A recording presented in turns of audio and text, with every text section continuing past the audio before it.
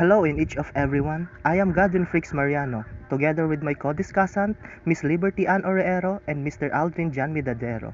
And together we will discuss our understanding on our topic, which is the purpose of assessment, the roles of assessment, the Bloom's taxonomy domains, and level. So without further ado, let's begin. So first on our list is the purpose of classroom assessments. This assessment is categorized into three, namely, number one is assessment for learning, number two is assessment of learning, number three is assessment as learning. So firstly, I will discuss my understanding on assessment for learning. So, my understanding on assessment for learning is this approach to classroom assessment focuses on using assessments as a tool for guiding and supporting students' learning. Instead of simply measuring what students have learned, assessment for learning aims to actively involve students in their own learning process.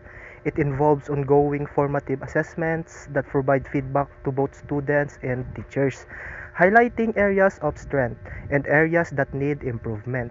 The purpose of assessment for learning is to help students identify their learning goals, monitor their progress, and make informed decisions about their next steps in learning.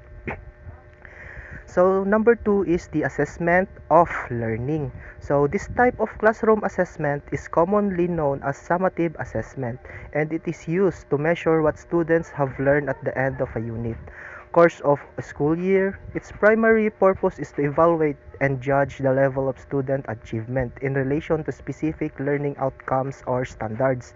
So, assessment of learning is typically used to assign grades or determine academic progression.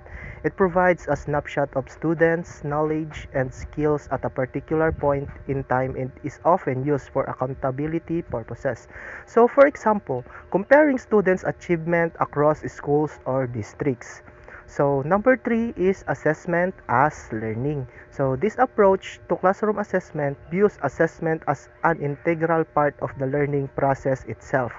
It encourages students to actively engage in self-assessment and reflection, allowing them to become aware of their own learning processes, strategies, and knowledge gaps. Assessment as learning emphasizes that students can be their own assessor and encourages them to set goals, monitor their progress, and make adjustment to their learning strategies. This type of assessment promotes metacognitive skills and helps students develop a deeper understanding of their own learning strengths and weaknesses. It empowers students to take ownership of their learning and become lifelong learners. So for the next content, my co-reporters will report the other excuse me, their other understanding about this certain topic. So that's all for my discussion. Thank you. So good day to each and everyone. I am Liberty Ann A. Oraero, and I will be discussing the 5 rule of assessment, which are formative assessment, diagnostic assessment, evaluative assessment, facilitative assessment, and motivational assessment. So first, we will discuss about the formative assessment. So formative assessment has a definition in the slide. So to further explain, or for you to understand what is formative assessment, formative assessment plays a crucial role in education because it provides teacher with ongoing feedback about their students' understanding. For instance, a teacher may use quick quiz to gauge students' comprehension of a new science concept or what subject you are discussing to them.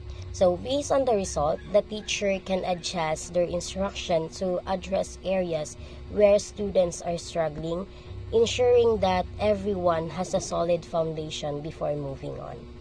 And number 2 is the diagnostic assessment. Diagnostic assessments will help the teachers to identify students' strengths and weaknesses. For instance, a teacher might administer a pre-assessment at the beginning of a discussion to pinpoint what students already know and what they need to learn. This information will give a guides instructional planning that allows the teacher to tailor learnings to meet individual needs. Number three is the evaluative assessment.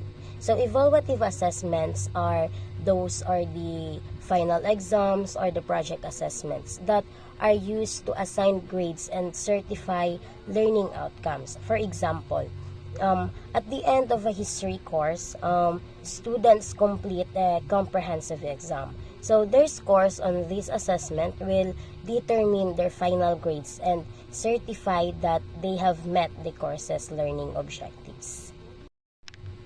And for the number 4, which is the facilitative assessment. So facilitative assessment will provide students with resources such as tools and feedback to aid their learning process.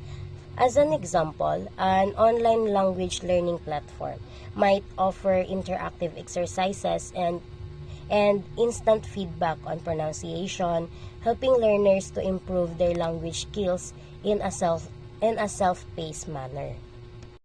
And for the number 5, which is the motivational assessment.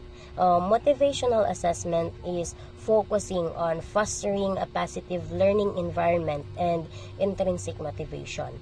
In a physical education class, for example, a teacher might incorporate peer evaluations and self-reflection to encourage students to set personal fitness goals and find the motivation to achieve them, promoting a lifelong love of physical activity. So at this motivational assessment, the assessment for this is more on the self-reflecting.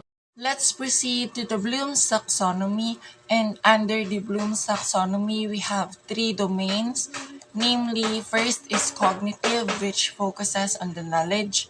Second is affective, it focuses more on the attitude. And lastly is the psychomotor, which focuses on the skills. And under these 3 domains, we have 6 levels of Bloom's taxonomy, and the lower three is focuses on the lower order thinking skills, and the other 3 is focuses on the higher order thinking skills. To the revised Bloom's taxonomy, the 3 lower order thinking skills are remembering, understanding, and applying. So in remembering, we have here this level focuses on recalling facts and basic concepts. Usually in this level, we used to define, we used to list, we used to memorize, repeat, and state statements or concepts. Next level is the understanding, morely on explaining ideas or concepts. On this level, we used to classify, describe, discuss, explain, identify, recognize. We used to report, select things in order for us to explain ideas and basic concepts. And lastly, for the lower order thinking skills, we have applying. In this level, we use information in new situations. For example, we execute, we implement, we solve, we use, we demonstrate, interpret, and operate things in use to new situation. And now for the last 3, which is on focuses on the higher order thinking skills of a child. So the first is analyzing. So in analyzing, we use to draw connections among ideas or concepts. We usually differentiate, organize, we relate things to new ideas, we compare and contrast. We also distinguish, examine, and experiment. We also use questions and also test in order for us to analyze how far students have become in order to apply new situations and draw connections to new ideas. The next one is evaluate. In evaluating, we use to justify a stand or decision. We always come up with arguments. We use to defend. We use to select, support. We use to value and critique ideas in order for us to create a decision. And lastly, on the higher order thinking skills, or the most higher, is the creating or the create. In this level, we used to produce new or original works. We used to create designs. We used to assemble, manipulate, construct, conjecture, develop, formulate.